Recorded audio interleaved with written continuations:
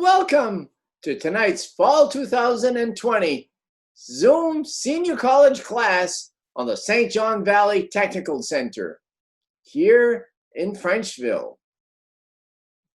The school serves three communities of Frenchville, St. Agathe, Madawaska, and Fort Kent. These are the high school students who attend the Technology Center to learn and experience and observe trade programs and technical programs.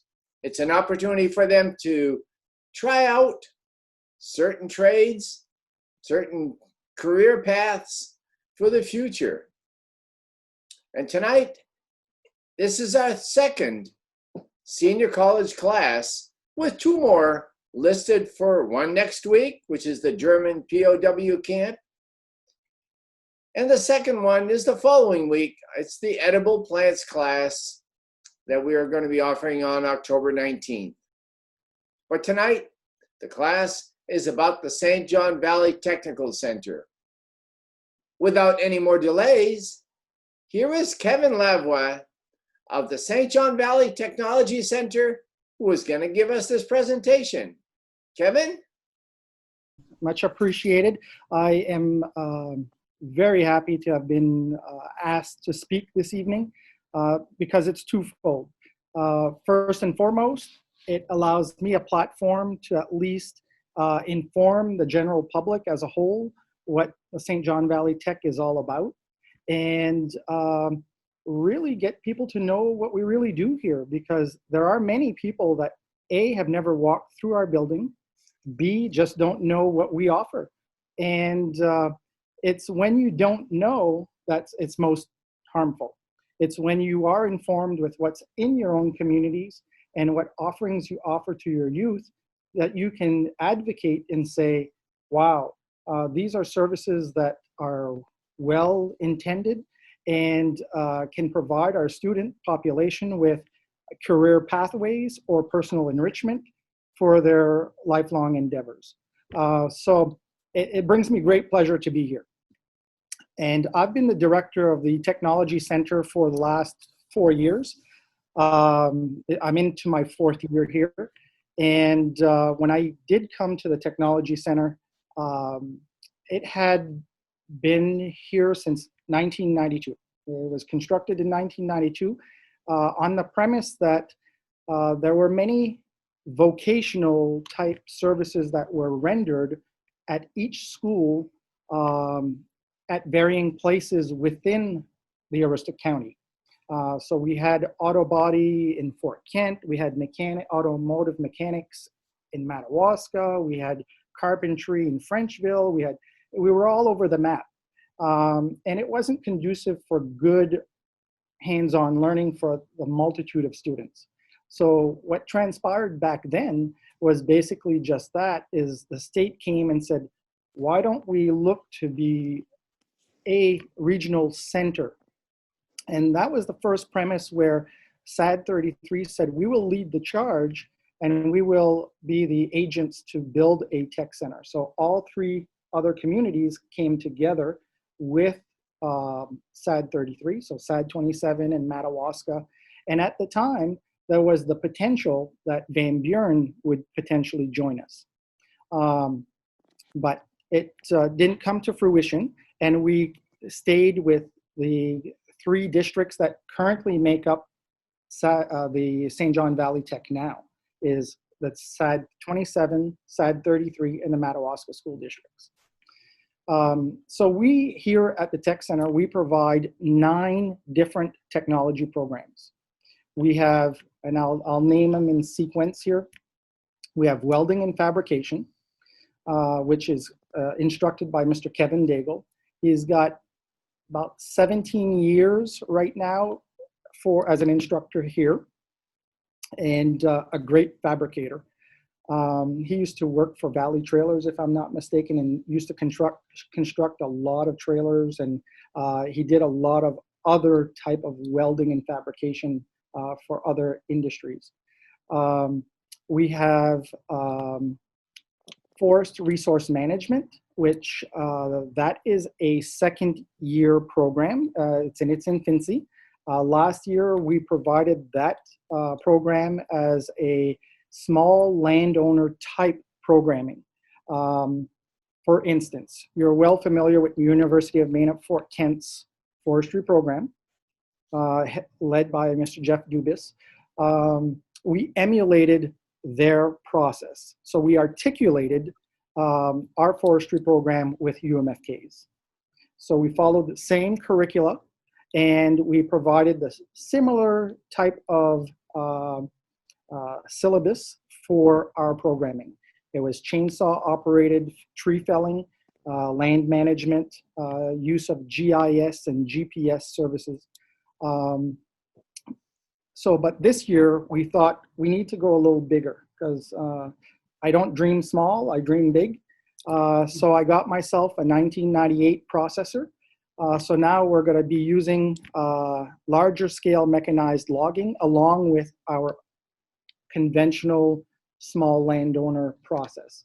And we'll be doing some work for the airport authority, and we will be cutting their firewood for their boiler systems of their hangars. So we'll be doing some community business work. Along with that, that is being taught by Mr. Mike Burby from Fort Kent. Mike used to own his own business as far as a processor operator. I think it was MJB Logging. And he also taught for Northern Maine Community College under the MLOP program. The MLOP program is basically Maine logging operations, okay, or mechanized logging operations. And he taught several semesters for them, and we were fortunate to get a hold of him. And he also teaches my secondary program in heavy equipment operations. Both the forestry and the heavy equipment operations are half-time programs because my numbers were not huge to justify full-time programming. So half the day is forestry, the other half is mechanized logging, heavy equipment operations. And that is a brand new program this year. So we were fortunate, we acquired heavy equipment from Caterpillar, and we have in our fleet of machinery at this moment, we have an excavator, we have a loader, we have a skid steer. We're going to be renting a dump truck and using renting a screening machine, so that way we can work in the pit behind Dr. Levac School, which SAD 33 owns. So we have a heavy equipment operation right there. So we're going to be screening product, and we're going to be putting aside different sizes of product for use or sale aside. And we're going to be charged with a task of reclaiming the pit that's behind the school, because once you get larger than a 5-acre space, you have to start paying a fee to the state and also pay for X amount of product that you extract from there. So we're going to be reclaiming some of that to bring the pit down in size. So the students will have that job. So it'll give them real life experience on how to do that by using transits and sloping the degrees of slope and then seeding it and so forth. So that's Mike's program. Beyond that, we have automotive technologies, and that is instructed by Mr. Chris Haskins. Chris has been here for 20 years as our automotive instructor. And we do light minor repair in this facet of the automotive industry. We do tire changes, balancing, alignment, fluid changes, some electrical work. So it keeps our students busy, especially around this time of year. In the next few weeks, we will be pretty much just, as they say, full pin, that's the way we go. That's pretty much what we're going to be doing, is changing tires. So we do that, and we also provide our 8th graders that come here. And I'll talk about that a little later in more detail, some exploratory options in all our programming. But in automotives, we have some module trainers that we utilize for 8th graders because we can't put them under a lift. Department of Labor mandates that they're too young. Beyond that, we have building construction trades, and that is taught by Mr. Dale Voisin. Dale, it's his 4th year here. And he is, we build, if you pass by Frenchville, the little gazebo that's in town, and the Raymond family have been so diligent at beautifying that area. We built the bathroom system that you see there, the little building, that a 2-bathroom system. The tech center students built that. So that's the type of jobs we like to do, is coordinate with the community and build relationships that we can foster the work that the students are doing into the business world, or the community as a whole, as private sector. So we've built sheds before, we've built that system. We've done some work for the Fort Kent Historical Society on different occasions. We're doing work right now. We did for the elementary school in Fort Kent. We've done ramps, handicap ramps for Wisdom High School. So we try to be involved wherever there's a need. So Dale, that's his program right now. We also have advanced technologies. Advanced technologies is taught by Mr. Mitchell Daigle. You may know Mitchell. He's the son of Fox Daigle. Mitch has a vast background in computers. He went to school for that, and has worked with his dad in carpentry as well. So he's multifaceted, and it brings him a lot of wealth of knowledge in his area of teaching, because he teaches the advanced technology is not all about computers. It's technology within the business world. So he does 3D printing, okay, or it's also called additive manufacturing, is how you're using 3D prints to make a difference in the world. And he does some programming with our students. We do robotics, and we compete statewide and nationally if we place on search and rescue robotics. Much like you'd see the bomb squad, where they go in and capture an item and bring it to a safe location.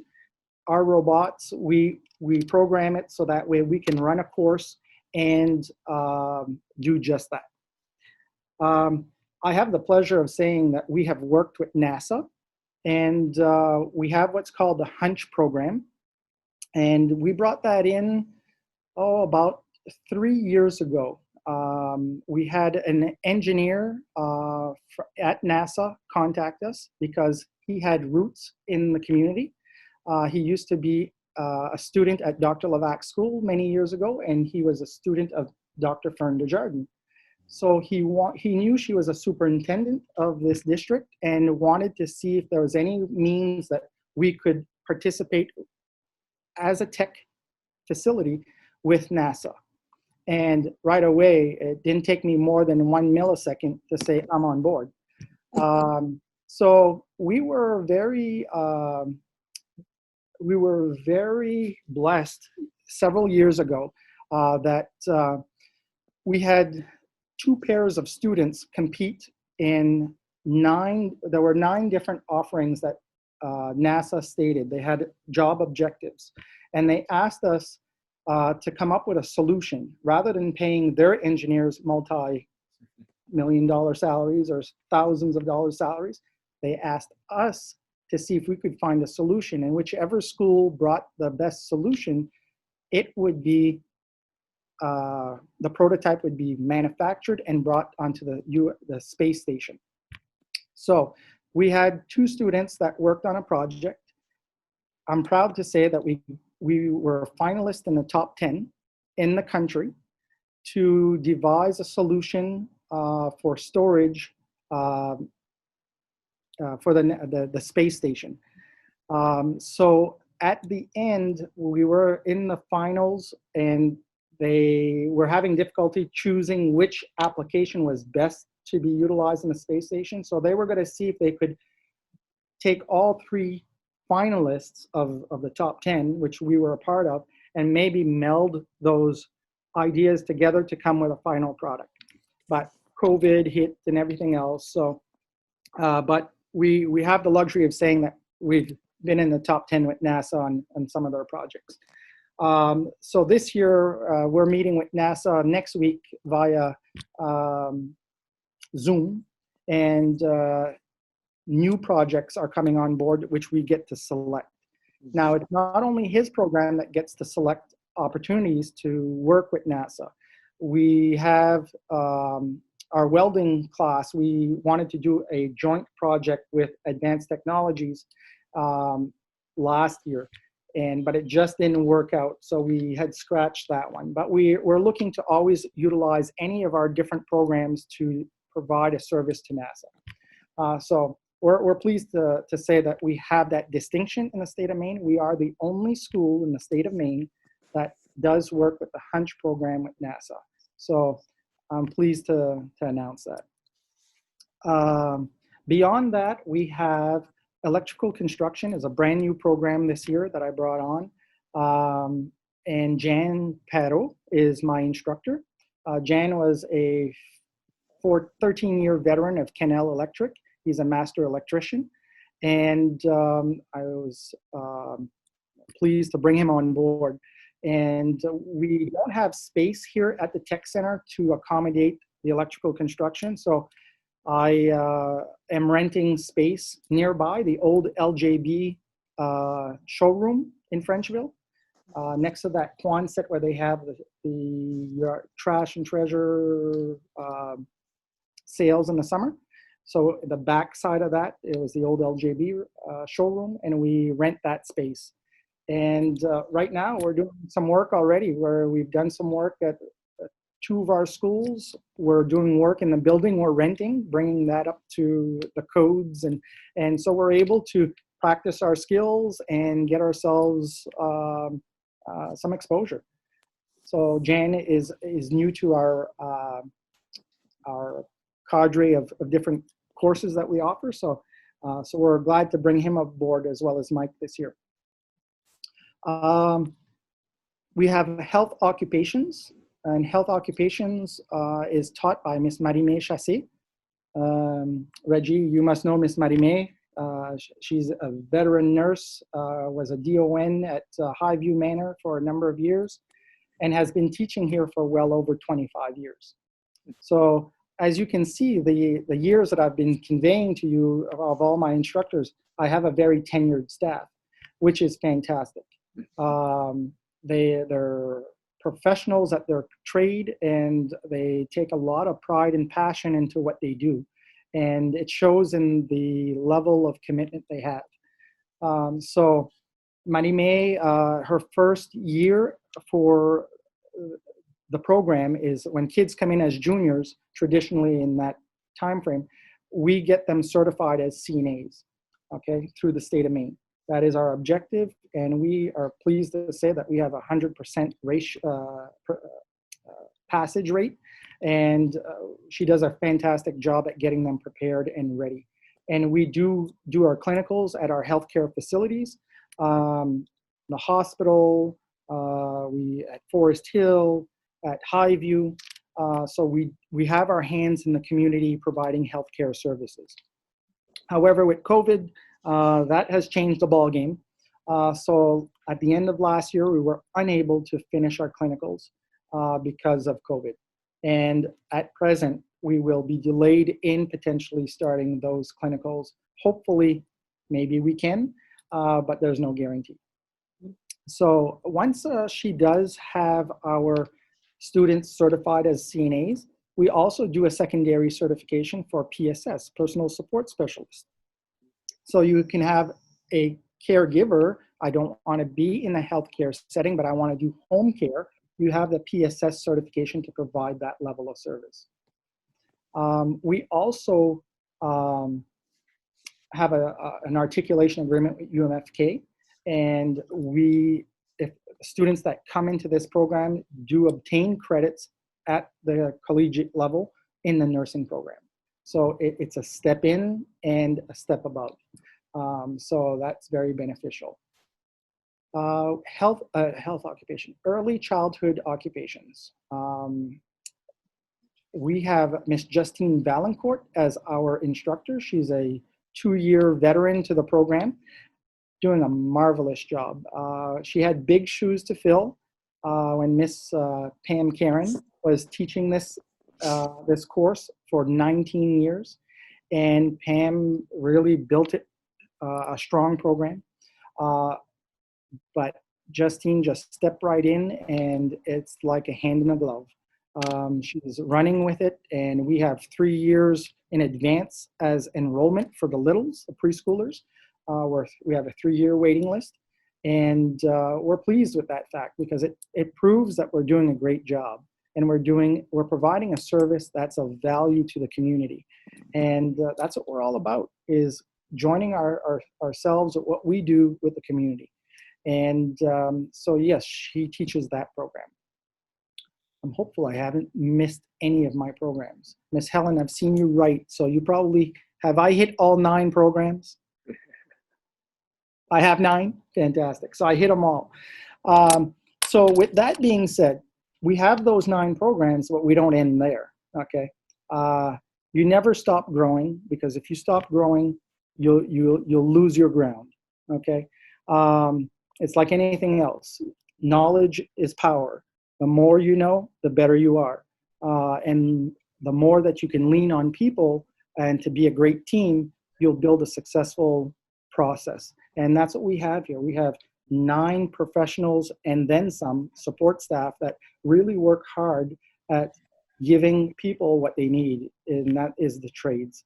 We do have, in our 8th grade, we do have 8th graders that come here. Yes, 8th graders. We started that 4 years ago. The state of Maine was asking facilities such as ourselves to really start earlier to get people involved in the trades. Why? Because look around you. You are the age group that is retiring, right? And you are the baby boomers. And they are retiring in droves because they were the vast population, okay? Post-war, a lot of large families, and that's where we're at. So the trades is what built this country, blue collar. And that's where we need to go again, because without blue collar, we're going to suffer. And this is where we come in. And we need to teach our young students right away to have an experience in the trades, because it can be life-changing for them. They may say, I want to go in the trades for just personal enrichment. And what do I mean by that? Well, I could take carpentry, not because I want to be a carpenter, but I want to build my own house. I want to build my own garage. I want to be industrious around my own home. Hence, personal enrichment. Welder, I can do the same. Something breaks down on my vehicle, I can weld it. Personal enrichment. Or you can make a career pathway out of it and be a successful welder in the industry, be a successful carpenter, etc. So that's what we're trying to show students, is that you don't need to make this a career. You just need to know that this will be giving you a life skill you'll carry with you the rest of your days. And you will be so fortunate in the future when you need it, because you'll have it. I can attest to that. I was a business major and a college prep student, and if I were to do it all over again, I can clearly tell you I would take the trades, because it never leaves you, okay? And so that's what we need to really push. That is the foundation of what people will be successful with. And so we have 8th graders that come here. They come here every day, half a day. So they don't all come at the same time. We apportion our total 8th grade population into quarters. So 30 of them are coming this quarter, and they're being exposed to career explorations with Miss Michelle Charnick. She's a native of Fort Kent. You must know who she is. She teaches JMG, Jobs for Maine Grads, for the high school students. And she then kind of drills down that programming for 8th graders, trying to find what they would like as a passion to maybe do a career pathway. You know, so she instructs them what this career is all about. What is the pay for this career? What is the demands, the physical demands of doing this career? So she kind of paints the picture so that the student has some knowledge as to what would I like to do, okay? So we do that. We do chemical health, and you may scratch your head and say, okay, CTE, career and technical education, what does chemical health have to do with that, right? I know you're thinking it. I can see the wheels turning. The reason is the following. When we work in industry right now, we want all our people to be safe, right? And we want everyone to work with a clear mind and sound body, right? Well, we know that there are recreational drugs out there, and then people do take some and do work under the influence at times. We're teaching students that what's expected with good habits of work, good habits of mind, that you work free of those things. And so we teach health, but the chemical health side of it, the harmful effects of taking drugs. So we teach prevention. And so that way, coming into the work industry, you know to work free and clear and clean. That's why we do it, because we got to start young, okay? So it ties in well because it gives us the foundation for good habits of work, okay? And being safe on the job. So that is the 8th grade component. What we do with them, they go into those 2 classes every day. And they also do Innovation Lab with Mr. Mitch Daigle, where they do some pre-engineering type stuff, okay? 3D printing, robotics, some programming. So they learn that because that is the technology of today. We can't escape it. That's where we are. And on one day of the week, another day of the week, they choose 2 of the preferred programs they'd like to know more about. Half the morning, they're into one of those programs, they're getting introduced and they're getting exposed. The other half, they do the other. So this way they have exposure over the 8 weeks of being, let's say, if I'm one of those students and I chose automotives and I chose heavy equipment, I'm exposed to both, plus the Innovation Lab, plus the career exploration. So I'm giving them a taste, wetting the palate, so that way, when I come into high school, I want to go. I want to do more of this. So it's to create that yearning to want to do something with the trades. So that's our 8th grade program. We also house here alternative learning. And you may say, what is alternative learning? Well, much like differentiated learning, where we all learn differently, correct? I can learn by just hearing somebody speak, or I need to physically do, or I need to see for myself. We all use our sensory skills to learn in different ways. So therefore, some students, the traditional classroom just doesn't appeal or doesn't work, okay? So rather than having that huge struggle or that desire to say, that's it, we give an alternative approach where it's a blended hybrid learning where they can do some online, self-directed, self-paced learning of their curricula, of all the standards, your math, your social studies, your sciences, your English, etc.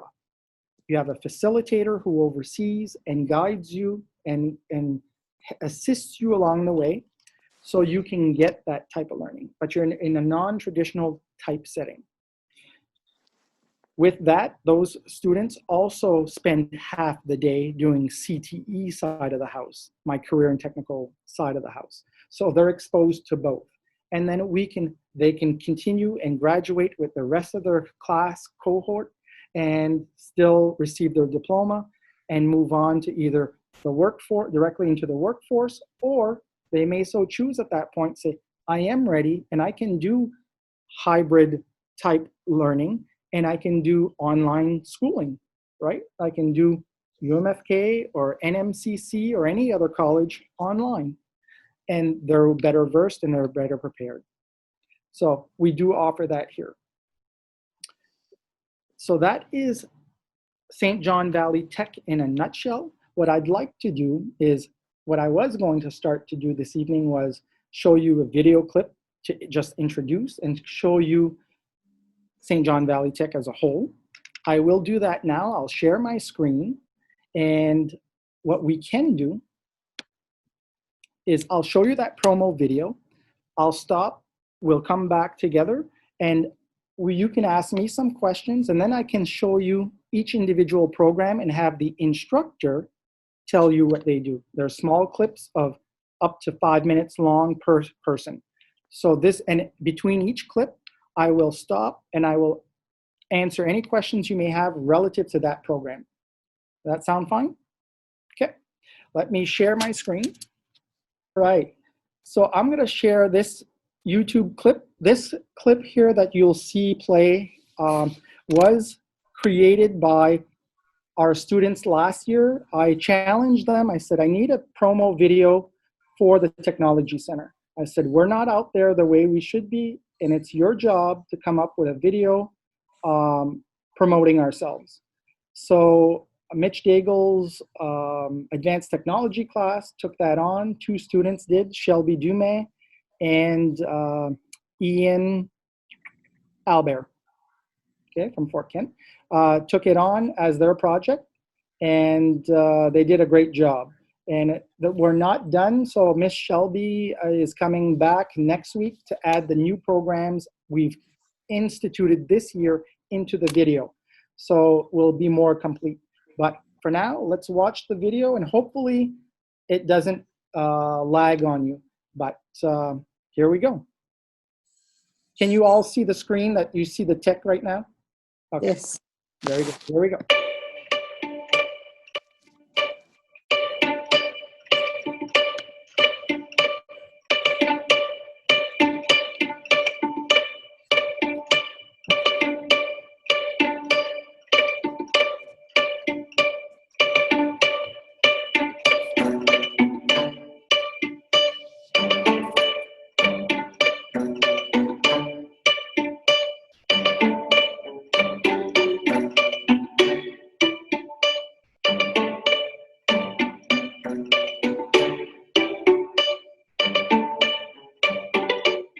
Why I joined tech, I got a tour and inspired me to want to come here too. It's not your standard classroom. You get to kind of explore your own imagination, especially on the red technologies. I joined tech because I love carpentry and I wanted to better my skills here. I am right now working on a cutting board for Skills USA. And I'll be presenting at Skills, talking about it, how I made it, all that to the judges. I had a construction background as a young man, and I figured it'd be a great trade to pick up as a junior and a senior. We've built bathrooms, prefab sheds, and whatnot before getting semi-gut. I first joined tech because I know what my career goals are, and health occupations offered what I was looking for. I joined the tech center to learn a good trade that'll help me out later on in life. It really helps out. I decided to come back for a second year because I thought it would help me get the certifications that I need and help me get through college quicker.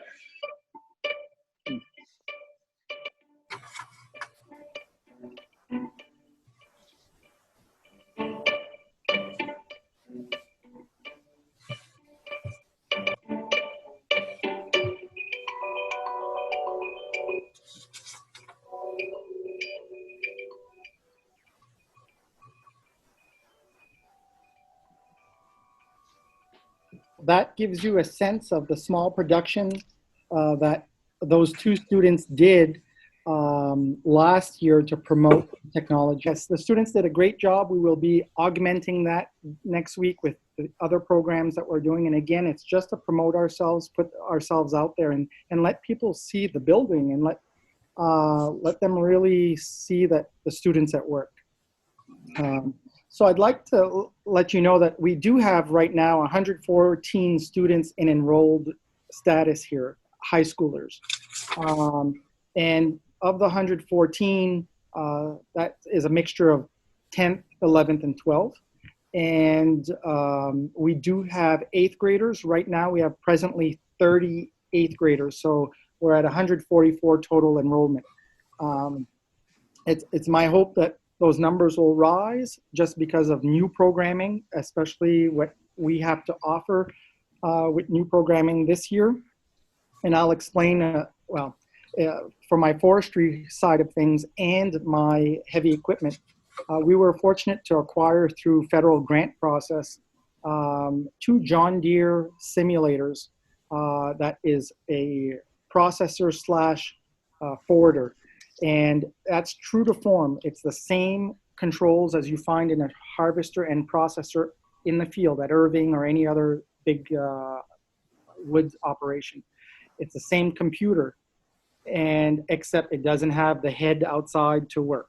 So you have a 3D screens in front of you, and I'm using the same equipment that large industries teach their novice operators before they hit the real thing. I'm the only CTE center in the state of Maine currently that has those processors. And I acquired again through another grant process, a Caterpillar excavator simulator, again, true to form, same controls that's in the excavator, same foot pedals, same computer. And that has a motion sensor system where, as we're utilizing the simulation, as we dig and the shovel hits the ground, your whole system moves. As you move, it vibrates. Your legs are turning, you're vibrating. As you dig, you go forward. As you bring up, you go back. If you're on tilted terrain on the screen, you're sideways. So when they do hit the real equipment and they're in that type of situation, it's not panic mode where, am I going to tip this over? It's, your surroundings. And so that's true to form as well. Caterpillar uses that as one of their main pieces of instruction to their operators as well. And I am the only CTE center that has that process as well. Yes, Helen? Has anybody fallen out of their chairs? Not yet. Not yet. But it is quite a sight to see. You should, I do really invite you guys to really come in at some point here and see this in the works. It's awesome. It's a great opportunity. Our kids have just those 3 processors. I have $120,000 wrapped up in there. And that's all grant processes. There's 4 different grants that we wrote to make that happen. So you just got to take advantage of the federal monies that are out there and just be willing to sit at the table and do some homework, and great things can happen. So that's that program. Do you have any questions at this present time before I migrate to the teachers talking about their programs? Yes. Yeah. Do you have to turn students away? Interesting question. We have a process by which that in the spring, we interview students who come into the tech, because I want to make sure I'm receiving the person who really wants this for a career aspirations and or personal enrichment, and not just to say, well, I just want to get out of the academic side of the house, right? So we do interview and do select those that best fit the criteria. However, if the class isn't full, we will not turn anyone away. We always strive to be full capacity and maximum capacity of each programming. And even if you say, oh, I want welding, but my second choice is automotives, hypothetically, and welding is full, well, I will call you and say, we have automotives. Are you still interested? So my endeavor is always fill the gaps wherever you can, because that's what we're here for. I'm not going to deny anyone the education. So, What is full capacity? good question. 12 per classroom on average, because the didactic portion or the classroom book learning portion, my classes can only accommodate 12 to 13 students at best. The only classes that I can exceed that number is advanced technologies, because they have a large lab for their computers and robotics, so that I've got, it's more spacious. But we try 12 is that capacity to 13 at best. Especially like if I take healthcare, you can't go too much because you got clinicals and those rotations. You can only accept so many at a healthcare facility, you know. So we kind of split those rotations up in Fort Kent and Madawaska and split that up and utilize our school nurse to help in that endeavor. So, yes. Do you feel you're outgrowing? Oh, sorry. Go ahead. I was just wondering, have you ever had any students from outside the tri-district? That's a very good question. We have had some homeschool students that are not in the traditional public school that have come here, and have come here solely for the trades, and have, interestingly enough, followed their career pathway from what they learned and became diesel mechanics and or other types of industrious laborers. So, yes. Have other towns inquired about it? Not necessarily, because our catchment area is not only the 3 districts that we serve, but you have outlying communities that pay tuition to your districts. We serve them as well. So going further outside of that, like Van Buren, it'd be a trek to come here. Plus, they now have their own CTE. It's got 3 or 4 programs at best, but you know, it'd be too much of by the time they get here and by the time they have to leave, there's so much travel in between that you'd be losing some learning. And hence, that's why that, having a regionalized school is so important, because then we're in one building and then there's no travel. And you'd gain an hour of education, of CTE education every day. 1 hour every day you gain. And then you'd have more populace coming in. And then you could offer students take either a quarter, a semester, a year, or multiple years. Then you're exposing more people, and more people have the ability to get into a trade that's high demand, high pay, or have personal enrichment that nobody can take away from you. So. Any other questions? Yes, One more. Yeah. Oh. Do you feel the building is getting too small? Well, hence my electrical. I've had to rent a building to accommodate my heavy equipment. I'm sharing with forestry because it's the same teacher, and I'm sharing with welding a second bay that they were using and doing a lot of big community jobs. So the answer to that, Ms. Helen, is yes. We will have to expand. If there's no regionalized school that comes to fruition, we will have to. If we want to bring new programming, you just have to accommodate that space. There's no other way. So yeah, but the new school would be great because it includes a CTE. That's the whole premise of that school. So then you could really expand to your current needs and your futuristic needs, knowing that your enrollment will grow because you've got more kids that have the opportunity to take part without having to leave their school and saying, I'm going to be away from my peers for half a day. It won't exist. You're in the same building. So it's food for thought. So that being said, I will go to my next clips. So that way you can get a taste of what they do there.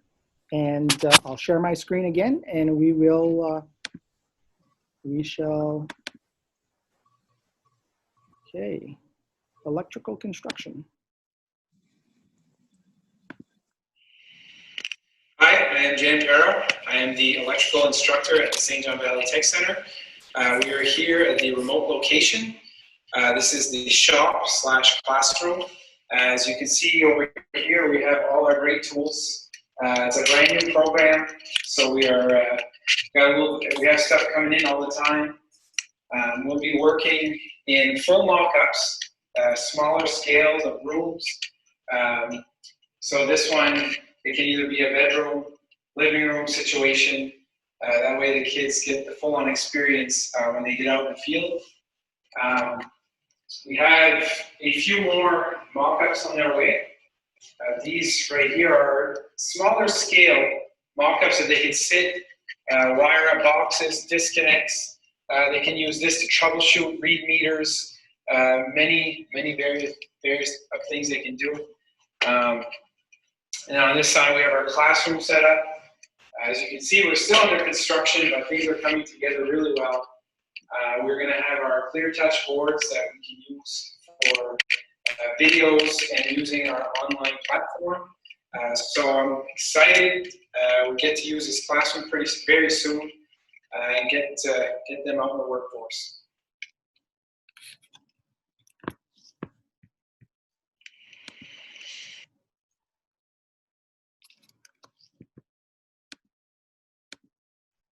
Any questions about the electrical construction? That was recorded like 4 weeks ago. The area is completely completed. It's finished. They're instructing there now. We have point-to-point wireless communication with our computer system here, our database system, and they're a stone's throw away, really. They're from rooftop to rooftop. We can see where they are. Jan is occupying that space right now, and it's working really well for him and his students. And so we're just pleased that that program is now in our fold. Any questions about electrical? Just to let you know what we've done thus far electrical. I did tell you that we've already done some stuff. There's a huge project coming on in the town of Frenchville. We've got 8,300 solar panels going up next year. Yes, that's what you heard, 8,300. It's a company out of Florida that's coming up and will be has acquired the land, and they will be installing all these solar panels and use local contractors to help get that up and running. So I've made contact with the company to be a part of that, so that our students can have a segment to do within that huge project. My master electrician can oversee the work and stamp of approval, and that general contractor company can do the same, is just rubber stamp our work. So it's a great process. We're going to be in the thick of doing a multi-million-dollar project within our community system. So we're very pleased with the potential opportunity. I've gotten into preliminary discussions with the company, but we have not solidified a green light yet. But I'm quite confident that we can make that happen. So, yes, Helen. Oh, you're on mute. That electrical instructor we saw, that now that's at the place where you're renting? Correct. Oh, okay. Yeah. All right, so I'll share my screen again.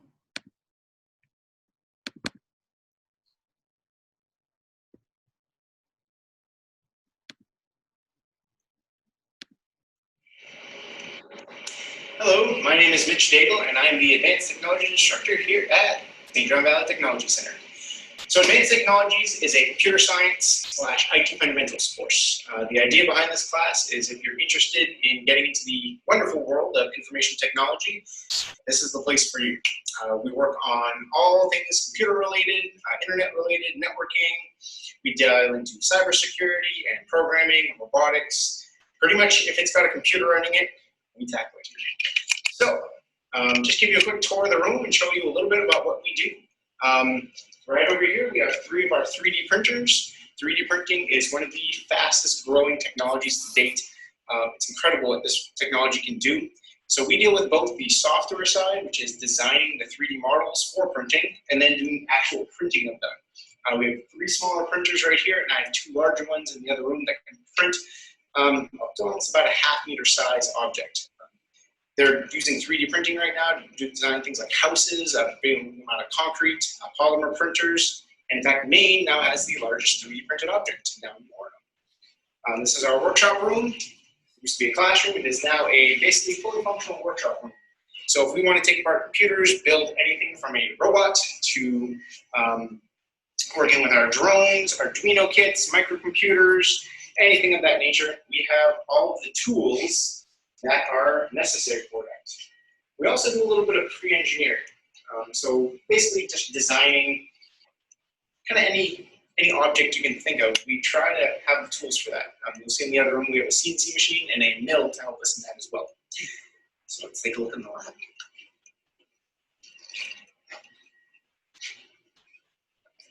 So this is our wonderful computer lab. I also have an 8th grade group that joins us in the innovation lab. Now, if you've ever heard of a makerspace, that's what the innovation lab is. So basically taking ideas you may have and learning how to do things like a little bit of engineering, a little bit of 3D design, modeling, programming, and robotics, just to a smaller extent than what the advanced tech kids do. So here's our LEGO robotics table. Students program LEGO EV3 robots to complete various challenges on this table. And this is actually part of the first LEGO week. This is where this comes from. So this is the official competition table for that. We also have our Skills USA robotics that we use. I do have teams that compete in Skills USA, which is our state competition, in the Urban Search and Rescue competition for robotics, as well as just some robotics kits that my students use to design robots just do various challenges. In the center of our room here, this is our VR station. We have 4 VR setups. VR is another technology that has come a long way. What we primarily use it for is 3D modeling. Now, the way things used to work, you had a 2D sketch that you turned into a 3D object. Now, we are taking VR to the next level, so we're designing things in 3D and then 3D printing them. So it's a 3D design to 3D production. We're skipping the whole 2D middleman. When was the last time, besides a sheet of paper, that you ever worked with anything that was 2D? We live in a 3D world. This lets us tap into that a little bit easier. Around the room, you'll see all the different computers we use for trainings. And in the back over here, we also have our 2 large 3D printers, as well as our Amtrol electronic control board trainer. This is actually air-powered. It's a pneumatic system. This is actually basically a micro factory. This is the same control boards and types of equipment that you would see in an industrial facility. So we run the programming and the setup behind that.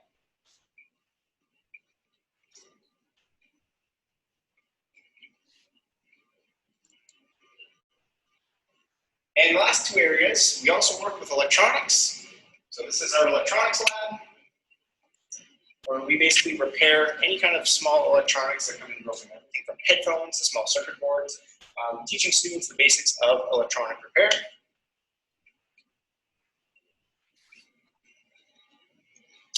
And lastly, this is what I have dubbed our machine room. We do have a CNC machine that does wonderful work in wood.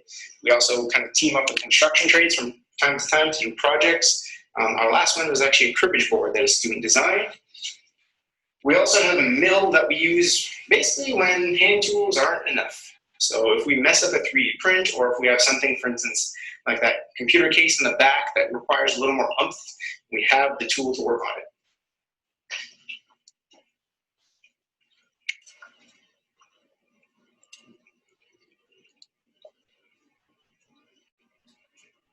And last but not least, we do have another kind of work area back here, and in the very back is our network training. So we actually have a network rack where students will be running actual network cables through the wall, punching them to a patch panel, and then tying them into our server back here as well.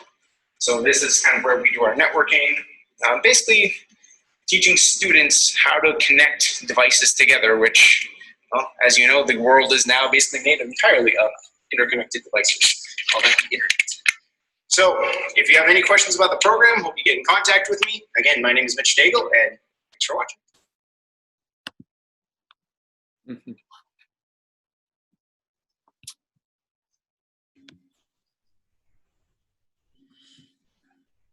So that's our advanced technologies with Mr. Mitch Daigle. So as you can see, the programming piece or the whole inner workings of that program is multifaceted. And it's not just one thing, but it's multitude of things. So again, that is today's technology and today's marketplace. So we have to start teaching students about doing additive manufacturing and computerized processing. So that's where we're at. Any questions regarding advanced technologies? I think I want to take a class with him because he's so enthusiastic. He is. He's quite entertaining, and he engages you. So he does a great job. Mm. Yeah. So I'll migrate to our next program.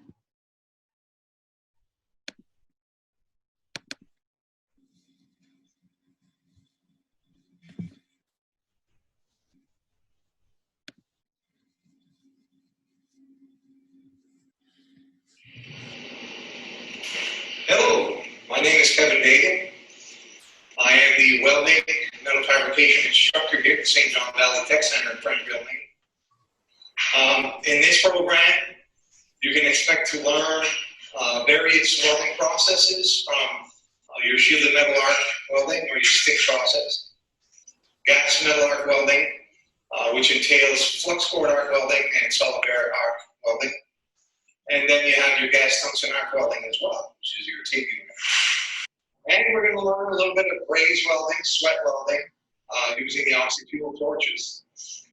As well, with the oxy-fuel torches, we're going to learn how to do some cutting and gouging, as well with plasma arc cutting and carbon arc gouging.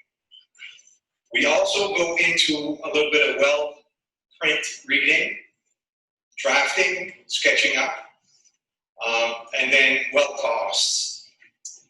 We learn proper maintenance, and students have an opportunity to get AWS certification towards the end of their junior year if they qualify with me. But certainly will be taking a test at the end of their senior year. And that will cover state certification in all positions if they do pass. From here, we'll move on into the shop, and I'll show you some of the equipment. Here we have our shielded metal arc welding units in booths 1 all the way down to booth 9.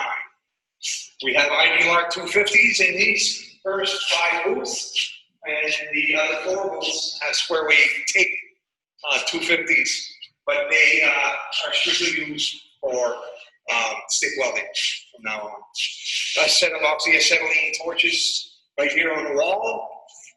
With this, we can do both brazing, sweat welding, which is your soldering, and your oxy-fuel cutting. Moving on down over here, I will show you the gas metal arc welding unit, which will weld with flux core wire as well. If you take a look, flux core wire here is black. It has flux on the inside of the wire. And here we have solid bare wire. It's just no flux, just solid bare wire, and they use the gas in combination with the flux here to help shield off nitrogen and oxygen in the air, which can contaminate your welds. We have a gas tungsten arc welding unit right here. Very nice machine. Here you can weld virtually anything, from extremely thin to thick metals. I wouldn't want to use this unit, however, to do production welding because it would be very slow, as would stick welding. That's where MIG comes in as an advantage. You can lay a lot of wire down. We used to do fabrication next door, but this year we're going to change things up a little bit with the COVID-19 and the fact that they do have 2 programs going next door.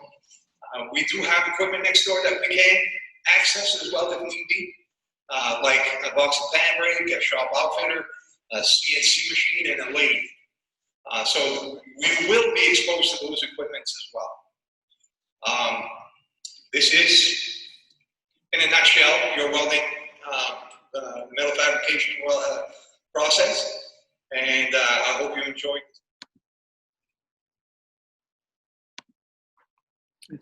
So that's our welding and fabrication. And like I said, Mr. Kevin has been very instrumental in being able to provide our farmers in the area or loggers with assistance with welding items that they just wanted to give exposure to the students, and we take every advantage. Right now, we're working with UMFK. Last year, we were approached to do the house where you took the roadway to the gymnasium that's been torn down. We are fabricating via metal, and we're welding it a large system that says UMFK, boxed welding.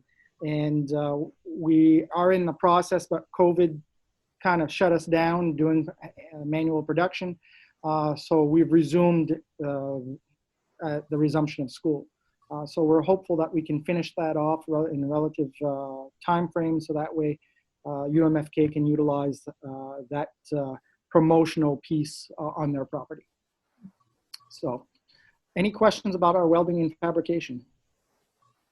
Is there a place that students, or some of the places that students end up in when they're done the welding program?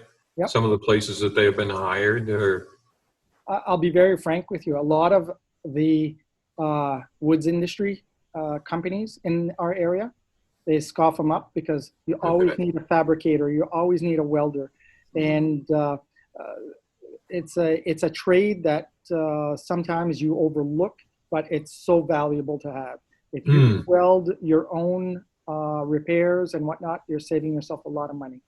And especially if you have a well-skilled person to do the work, the sky's the limit. Because if they have a sound mind and they can foresee and they can project and they can do planning, and so especially if you have a photographic memory, there are some that do have photographic memories. They see it once and can reproduce it. That's invaluable. Yeah. So yes, they're in high demand. And do they go? Are they apt to go on to? Does like NMMC? Do they have a welding program for them to go on to? They do. They have a welding program, and so does our students. A lot go to WCCC, Washington County. Yeah. They have a strong program there as well. So they either go to NMCC, EMCC, or WCCC. So we articulate, and I'm glad you asked the question, Don.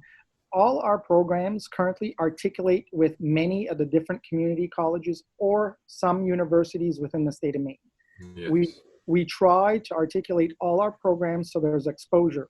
And that way, if a student is going into that trade of study, then they can take that credit that they earned here, bring it there, and they waive the class. You are given credit because you did it. Very nice. So it perpetuates that advancement into the college environment, and it gives you a leg up. So we push the dual enrollment. I have one student or two students this year that have taken advantage of dual enrollment processes in the welding. And in other facets of my programming, there are many that, like early childhood, all of their students are dually enrolled in their programming. So they can go to the college and Northern Maine Community College for early childhood, and they have the dual enrollment. So, okay, automotives.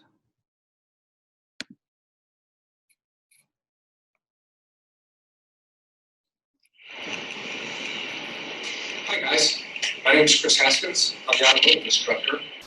I've been here since the year 2000, and I'm going to give you an introduction to our shop. That's some of the different things that we do.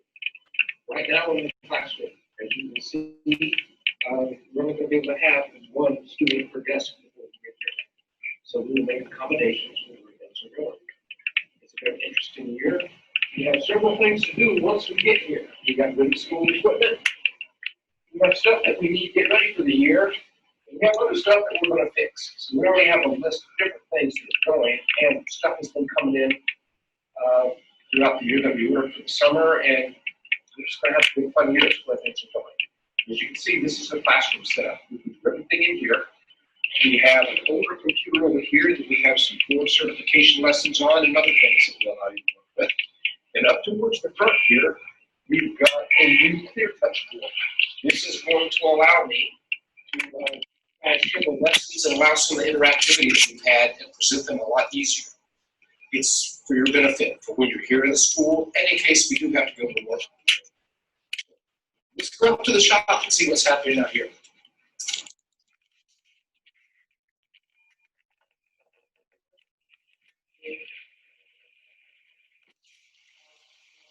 In the summer, this is a new item that we got this year, guys. This is a steering and suspension trainer from Console Lab. This is going to allow us to practice and learn on alignments, be able to give some lessons, and allow you guys to see some of the different components that we've been talking about.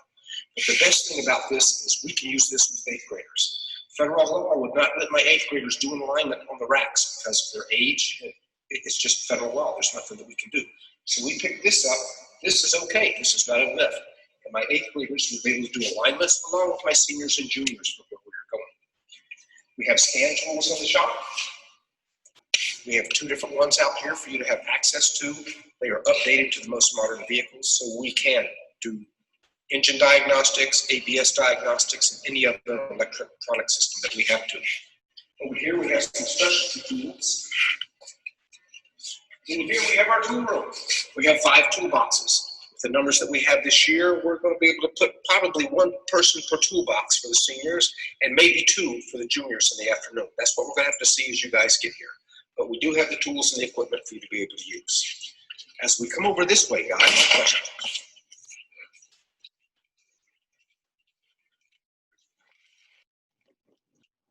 This is a new trainer that we picked up from Snap-on.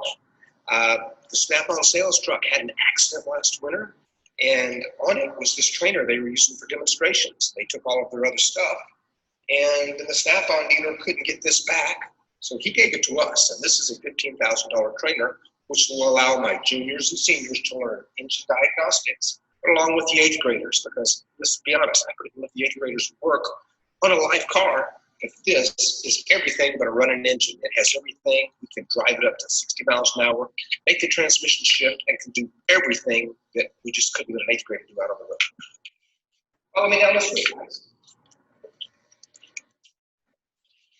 This is one of our vehicles that was donated last year. It's a 2011 GMC. It's got high mileage on it, even though it's in very good shape.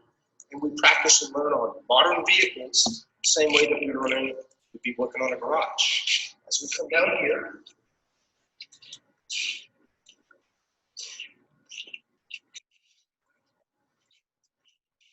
this is our tire and brake area. We have a tire balancer, we have a tire changer,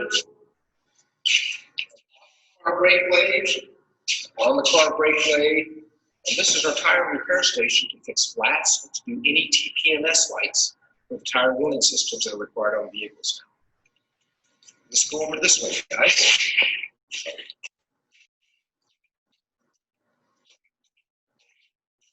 As we come over here, we have a hardware. There's something special about this model. This is a hybrid. We're the only Texan in the state that has a hybrid vehicle to be able to work on. And it does have a few concerns. That's why it's here, but it's a perfect training tool for us to learn how the modern technologies are working. And over here, we have a couple of other trainers that we learned from Brad last year. Covers on it, but it is special so. This is a lighting systems trainer off of a 2008 Cobalt. This is a starting system off of a 2010 Impala. And this is a speed and sensor position trainer. This is different equipment that I can allow people of different ages to use and learn the fundamentals of automotive repair without having to get within the dangers of working on a live engine. So these are several of the different things that we have. Back over here, we have our library. If we look over here, we got a garage full of old manuals. So we have a good start for this year. We have all of our stuff online, electronic service manuals for the older vehicles. We have quite the extensive library. So we can do a lot of repair when we get here to the shop, guys. So I look forward to seeing you. I hope you have a very good year. It's going to be different. But we've got got the equipment and the cars that we can work on to make your learning much more fulfilled and get you a job when you graduate from high school or on to college.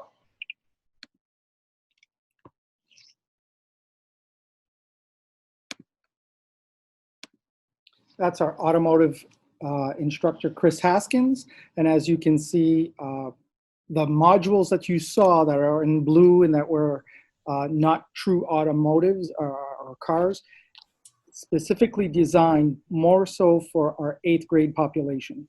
But you may have some high school population students that may need more remediation in some of their learning, and those trainers can serve as a great practice tool before they work on someone's car. So it gives everyone a sense of being able to accomplish skill sets until we're ready to put you on somebody's car to do actual work. Okay. Any questions regarding the automotive? No? Okay. Next program we have is heavy equipment and forestry. And again, Mr. Mike is the one doing this, so he is going to talk about both. Oh, no, this is health occupations. Well, hello. Welcome to Health Occupations. My name is Chassé. I'm a nurse, and I have to be a nurse to teach this program because I have to be very knowledgeable in a lot of medical fields. In health occupations, we learn about anatomy. So then we have our skeleton here. If you look, we have our beating heart and we have our anatomy mannequin. So this is one of the key factors. We need to know about the body, how the body works. And we need to know about and this year we get to build up on what you guys have learned in elementary school. We're digging deeper and we're going to learn how to care for and treat on the diseases in the medical field. If you look on the board, we have medical terminology items. Medical terminology is a huge deal in health occupations. In health occupations, we learn about the body. This is one of the posters, so one of the diseases that one of the students has done in the past. They get to learn like what it is, what causes it, the signs and symptoms, the risk factors, and what is the care that we have to do. If you guys choose health occupations as a junior, what we focus on is the certified nurses aid training. With that nurses aid training, yes, you're learning medical terminology, we're learning anatomy and physiology, but basically on how we care for a person. If you see today, I'm dressed in white. This is my nursing clinical outfit. So this is what I wear when we go to the area facilities. All white is what I prefer. This is what the college also uses for their novice students. And now, so this is pretty much a classroom. So you got to see, stand around our classroom. Usually my class size is 12 students. As we continue, we have our makeshift lab area. So this would just be like medical office practice, could be what we would focus on senior year. I do have my phone rack. So when students come in, we do not want students to use their cell phones. So cell phones, we ask them to put away, turn them off, put them away so that we can focus on the education that we're learning in health occupations. Now you're going to come to my back lab. If we're just going to do a little view here, we do have our fully furnished bathroom. So at any time a student needs to use a bathroom, we can use that here, but we get to learn how to use the bathroom for home care residents. In this section of my lab, I have a simulated 3-bed unit, and we have our mannequins. So we deal with the mannequins and figure out what they might need. Obviously, this one's needing oxygen. This one, I don't know, what would you like, dear? She is not answering right now, so we still have to talk to a person even though they're not talking back. We get to learn about the call bell system. We get to learn about how we're taking our vital signs. So we do have our vital sign station. On this side, if our client happens to have an IV, how we treat, how we care, what precautions we have to take. We also learn how to deal with trauma patients. So here we have my mannequin that has had multiple injuries, a lot of bruises, burns. So we get to deal with that in first aid. So we learn a lot of first aid. One of the other pieces of equipment is my mechanical lift. So this is for a person that cannot walk and not support any weight on their legs, and we have to get them up from bed to chair. Other pieces of equipment that we deal with is we also get to learn a little bit about animal CPR and first aid. So we have our dog or cat. If you notice, there's other trifolds, so other topics that we talk about or discuss about in health occupations. And other certifications that we also get in health occupations is first aid and CPR. So we have the adult mannequin and blue bag, and we have our pediatric patient. So basically what we're learning is the American Heart Association for first aid and CPR. Also, we have my electronic blood pressure arm for us to continue to practice. So junior year, you come in, certified nurse's aid is what we're looking for certifications. First aid and CPR is what we're looking for certifications. You come back senior year, certifications, we're looking at personal support specialists, which will allow you to go work in area homes. So such as Crosswinds, Ridgewood, Country Village Estates. Senior year, you are taking 4 college credits, which is the Intro to Nursing, which is our articulated credits that go right along with Northern Maine UMFK's nursing program.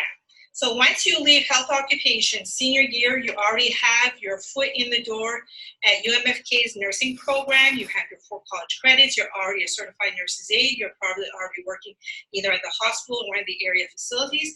So you're well in your way to continue to the nursing field. But I do have a lot of students that choose not to go into nursing.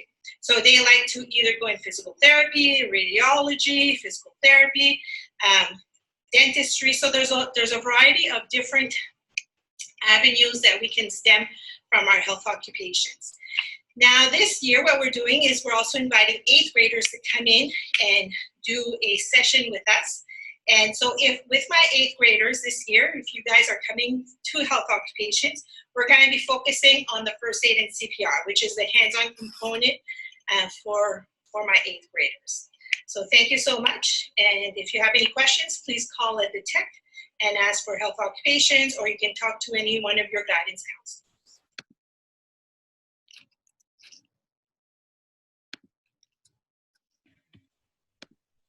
So that's our health occupations. And again, Ms. Marie-May has been 25-year veteran with us. So she does a fantastic job getting our novice young students prepared and certified to work in the healthcare setting. So any questions? Yes, Ms. Helen.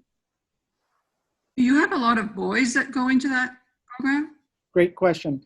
On an annual basis, we have primarily 1 or 2 males that do come into this profession or this training. And that would be considered non-traditional because healthcare has always been mostly a female-dominated profession. So we highly encourage always non-traditional students to come into those types of trades, because we are evaluated by the federal government based on the volume of non-trads that we do introduce. So yeah, so we encourage it. All right, any other questions regarding that program? Okay, I'll go to the next.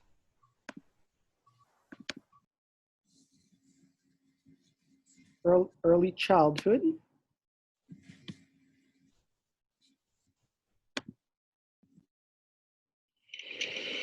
Hi, and welcome to the St. John Valley Technology Center. My name is Justine Valancourt, and I'm the Early Childhood Occupations Instructor. Right now, we're in our 1, 2, 3 playgroup area. This is our learning lab, where we work with children ages 2.5 to 4 years old. We also have a parent and infant program every other Friday, where we work with babies and infants. We primarily have juniors and seniors that come into this program where they learn about various early childhood professions and they start to work on their career path. We learn about child development and the various aspects of that. We also work with 8th graders. They're able to come in and learn about hands-on experience working with young children. We also have a program where we are connected to Northern Maine Community College, and you can earn up to 9 college credits and you also work on a professional portfolio. By the time you are a senior, if you have completed the 2-year course, you can also earn a Certified Early Childhood Assistant certification. Seniors are also able to intern at various locations depending on their career path.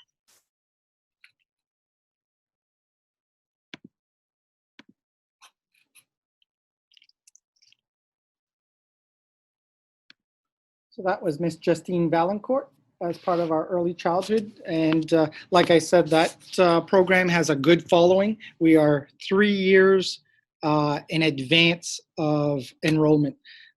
For instance, I became a grandfather this year, and my son and daughter-in-law already called for 3 years down the road. And so I know that I'll be seeing my grandchild here within 3 years. So, so that is Miss Justine. Any questions about the early childhood program? And they can have 12 in there? We can have 12 in the morning and we have 12 in the afternoon. So every Tuesday and Thursday, we serve 24 students every day. And we do this beyond potato harvest through the month of May. At the end of May, we graduate them into higher learning. They're going to go to pre-K. So yeah, so it's quite adorable to see them. In the first few weeks, you know, they're really shy and they're looking at you like, "Who are you?" But at the end, you're like family. So it's good. Okay, show you our next program. All right, college. So construction trades.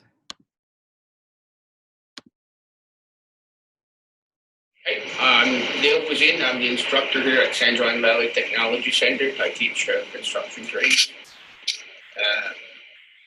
We start the years we start with the basics, the SP2s, OSHA 10s, and then we have all the safety handouts for all the tools.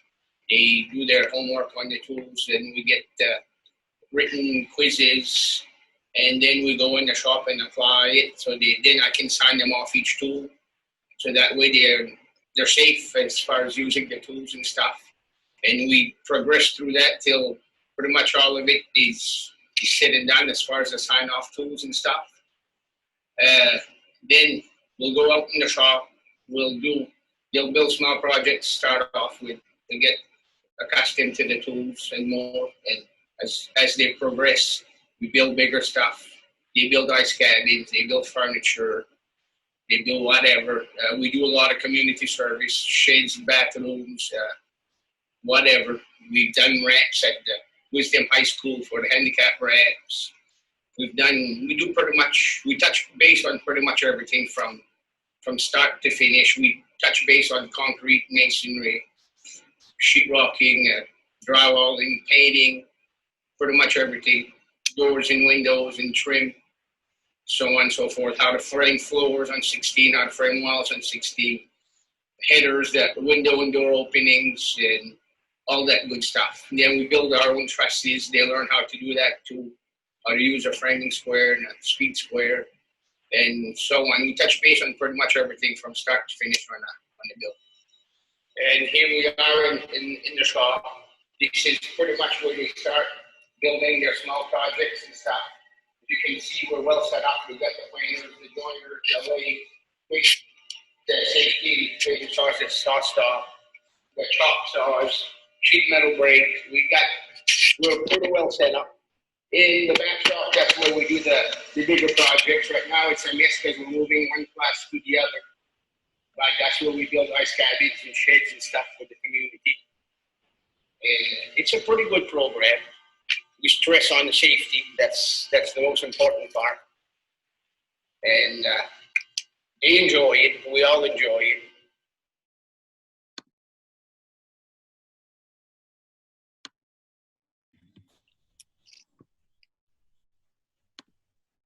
Construction trades with Mr. Dale was in. So again, there, if I had a program that was full day, it'd be easier for us to say, okay, I'm going to Madawaska, St. David, Fort Kent, Wallagrass, and doing work for the full day.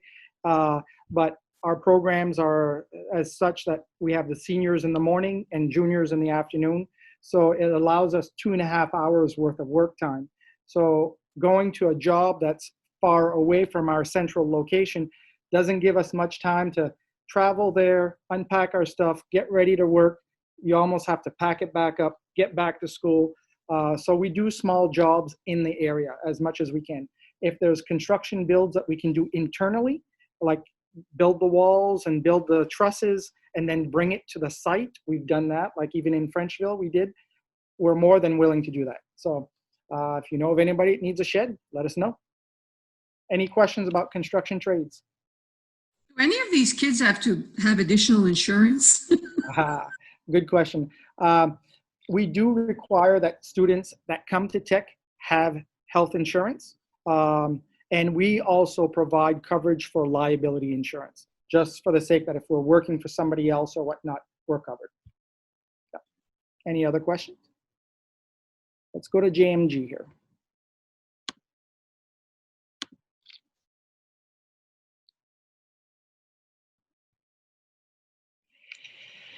Hi, I'm Mrs. Michelle Charnick, and I'm a specialist with the Jobs for Maine's Graduates program. Here at the Tech Center, I do 8th grade career exploration, where students explore careers and the job and the skills required to get those jobs. And this is my classroom.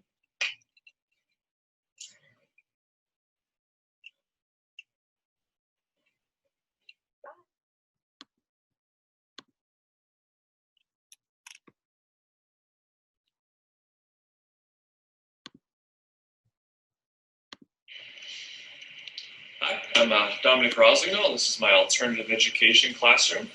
This is where students that are either part of the TOPS program or the hybrid learning program do their learning. So that'll be anything from your Englishes to your maths to your histories. It all happens here. Pretty nice room we have. We have a little small kitchen area here. Students can sit at the bar. They do a lot of their learning there too. We have a little quiet, private back room. Our own self-contained bathroom here, which is really nice.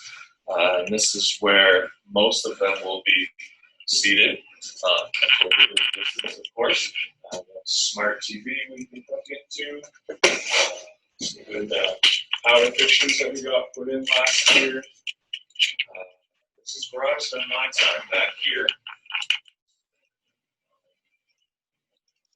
Yeah, so this is our area. So that the last two clips that I showed you were the 8th grade portion of career exploration. Again, it's classroom setting only. They do a lot of videoing of seeing different programmings and whatnot.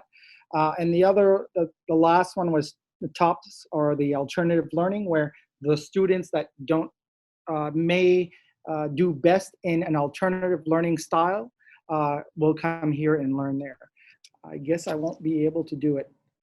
My apologies on Mike's behalf for his video, but he does speak about his two programs, his forestry and his heavy equipment operations. And again, as I mentioned to you, we do have a large processor. We have the heavy equipment, the payloader, excavator, skid steer, dump truck, and everything else. And our main objective there in the forestry piece is learn old technology, which chainsaw operation, as well as mechanized, and learn the land management and use GIS, GPS, and do conservatorship work, i.e. Water conservatory, land erosion management, and make sure that we're doing well with that. That's the forestry and the heavy equipment. So that encapsulates SJVTC. I know I've spent an hour and a half of your time. However, I felt that it was important for you to hear what I had to say, as well as see it for yourself in the instructor's point of view.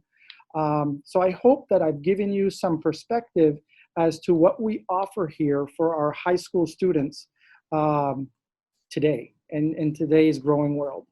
So do we have any questions? Let's say, can you hear me? I can. Okay. Let's say one of the students wants to go first year for construction trade, and then they decide that they want to do something different the following year. Can they do that? Most certainly, yes. Yeah. Because at that age, it's hard to know what you want to do for the rest of your life. Exactly. Yeah. So And this way they get a taste of whatever interests them. Exactly. And that's why we do have a lot that we'll start with carpentry, do a year of carpentry, get the skill set under their belt, and then say, I want to do welding, or I'd like to do electrical. So that way they dabble in that too and get a better perspective, let's say the next year, and say, I'm ready to graduate. What do I want to do? Right. Because I don't know about you, but when I graduated, it's like, okay, what's up? So I know when I graduated, I never thought I'd be a mailman for 36 years, you know? So it's amazing. I mean, okay, you don't have to go to college for that, but you still have, you know, you're part of the workforce. You're just, and if you, like, if somebody wants a trade, they need that training. It's true. You know? And our major focus here is the first year is we heavily stress soft skills. And soft skills is your communication, your ability to communicate with someone and communicate effectively and looking that person in the eye and having that conversation, firm handshake, being polite, being courteous, going into a job that you're doing and stating the reason that you're there. And this is what our intentions are. This is what we want to do. And then say, does this meet your expectations? And walk away with the other person saying, wow, you know, those values exist. And that's what we want to do, you know. And we had our electrical staff do that just the other day, go to Dr. Levac, and I told the teacher, as you're going to go in, let them go in, introduce what they're doing. And it gives that sense of ownership and pride of that young student to say, I'm here, I'm confident, this is what I'm willing to do for you, and this is what the expectation, the deliverable I'll provide you, and hopefully you're satisfied at the end of the process. So. That's amazing. Yeah. So we encourage you guys, I know that you haven't had the ability to physically come into my building today, but please, at any time, my door is always open, even if it's school time, especially when it's school time. You know, right now it makes it a little bit challenging because of COVID, because we restrict, you know, entrance into our building. But this day too shall pass, and we shall be able to have more freedom to do different things. Don't hesitate. You know, my doors are always open. We want you to see what our youth are up to. And we want to share the great things that are happening at the Tech Center. Well, the Tech Center is very lucky to have someone like you who's so interested in, you know, giving all these opportunities to our kids. And I hope that, you know, this building stays and even expand on. I know Ed Pelletier and Son had started a program. You know, there's so many things out there because not everybody wants to go to college. Right. And not everyone is made to be exactly. They have the aptitude to go to a 4-year college and study, you know, physics and astrophysics. Right. You know, it takes everyone. You look around us in any business. You need a janitor. You need a person to answer the phones. You need someone to do other skill sets. We're all valuable in our own rights, and that's where we need to embrace that. If you have all CEOs, where's this country? You know, you can't run a world with just you need a balance. You need a balance, and you need to have appreciation for every person's talents, and this is where we come in. Yeah. Well, you're doing an amazing job. Thank you. Thank you. Ms. Helen, you had a question? Yeah, I just wanted to say that I had no idea what went on in that building. And to be honest with you, I have never seen the building. There we go. And I'm so glad this is going to be on Channel 4. To get that out there, and because we're lucky to have that place. You know, it's amazing. We are, and I'm blessed beyond belief to be the leadership here.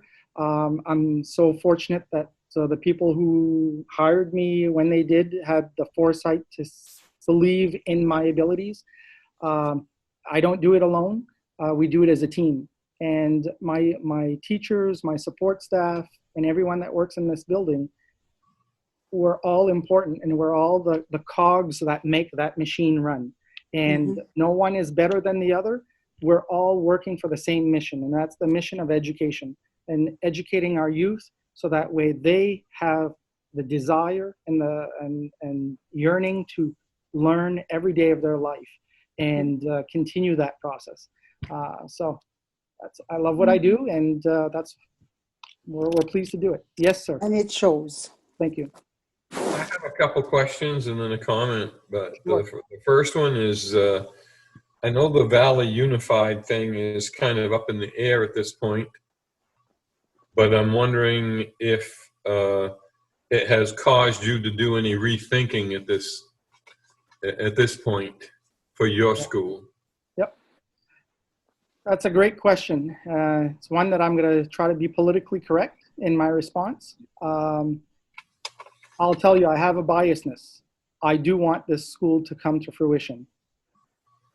And the biasness is the reality that we are an area within our state that is not growing in population. However, if we build it, they will come. If we have a school that is large enough to offer a lot of different programming, and we have a tech center in it, we can do great things. There are things that we can't do right now because we're segregated. Be together, it's like they say, in numbers, you can achieve great things. That's where our success lies. Then we can have more students taking programming. You want people to take this program? You know, you have people that in the communities that are saying, we need more students to stick around. We need people to fulfill these jobs. I can do that for you. Give me a school, because then everyone has access. Everyone has equal access, and everyone can be in the community working. And that's how we do it. You know, we're here to promote and build the communities at large, not one community, the communities at large, the Valley. That's our mission. That's our goal. And that's what we should have, a unified vision to really say, we're here together to achieve a greater good. And we can do this, but we have to think outside the borders of our communities and look for the greater good. If we believe in our children and we aspire to give them the best that we possibly can give them, we must put our money where our mouth is. And we must say yes to the Valley Regional School. And we must say we believe in the possibilities that we can offer. We are just as worthy of having such a school as anyone in the other areas of the state. Why would we want to give it away? It's in our palm of our hands. We are foolish if we do let it go. That's my 2 cents. A follow-up to that is, personally for you, what do you think your biggest challenge is moving forward in all of that? Great question. Hypothetically, this school does not come to fruition.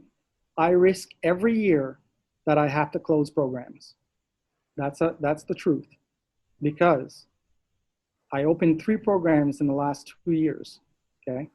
I'm taking from Peter to pay Paul.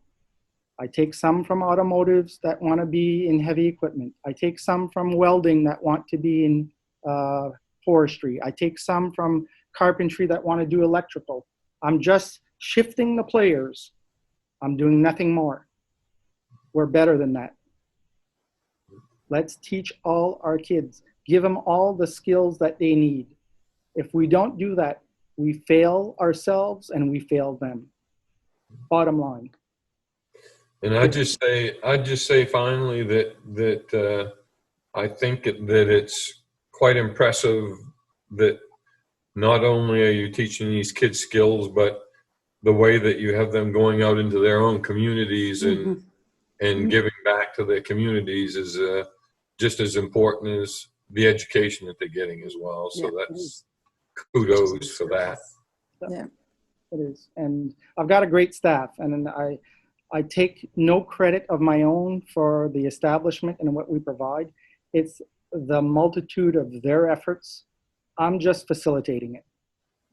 They're the ones that the true leaders in this. I'm their cheerleader. Bottom line. Doing a great job. Thank you. Yes. Well, thank you. Yeah, thank you, Kevin. Thank you very much. It's, I mean, very informative. The value to the community and to our students that you do is just, it's hard to measure. I mean, I guess you can measure it by when you look at the students and they were working in the trades that they've studied at your school. Mm-hmm. And there certainly is a need.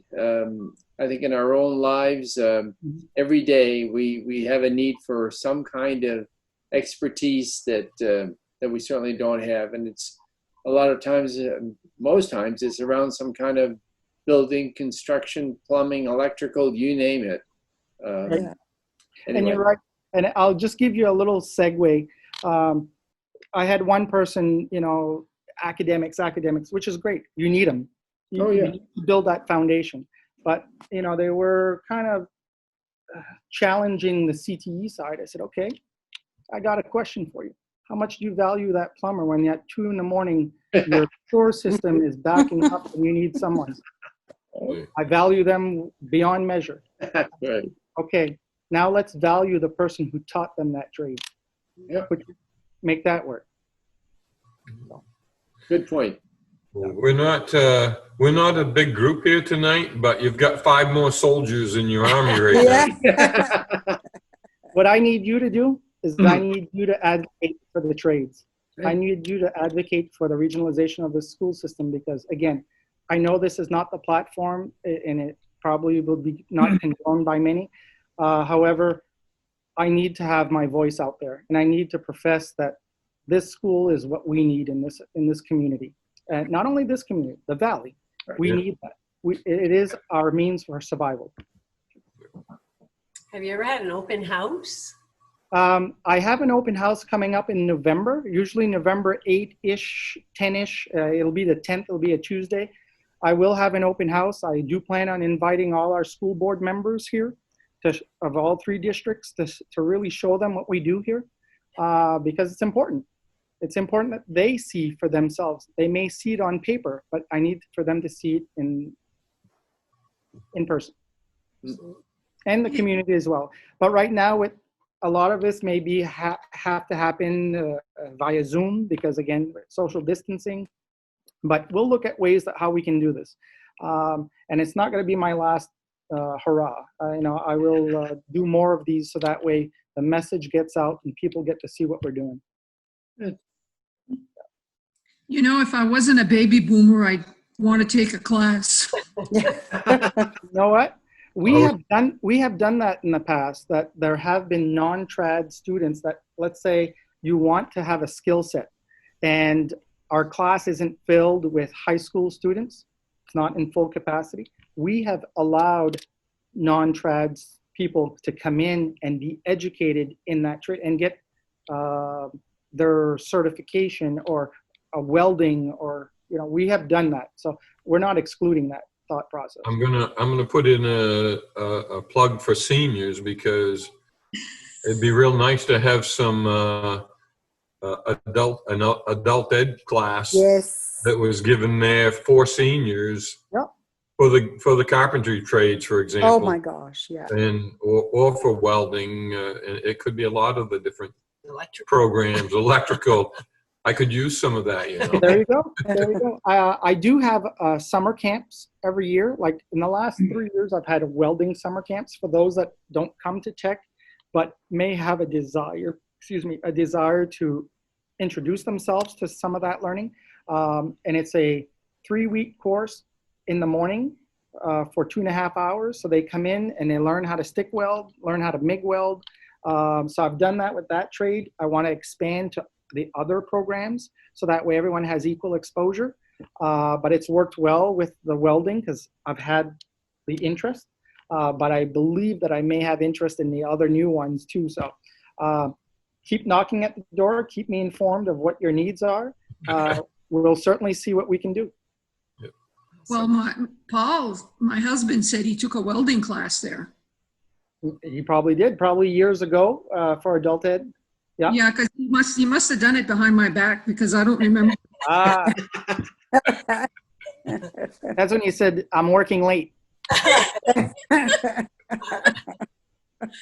If he was welding, I'm not going to complain.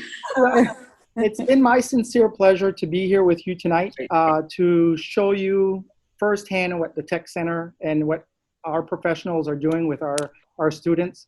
I'm so pleased when we can educate our kids and they come back and they say, you know what, I'm glad I took that program. It made a difference in my life. It's comforting. It's comforting to hear because then you know you're making a difference. And that's what we want to do. So again, thank you. Great. Thank you. you. You're welcome. Thank you very much. Thank you, everybody. Good night. Bonsoir. Bonsoir. Bonsoir.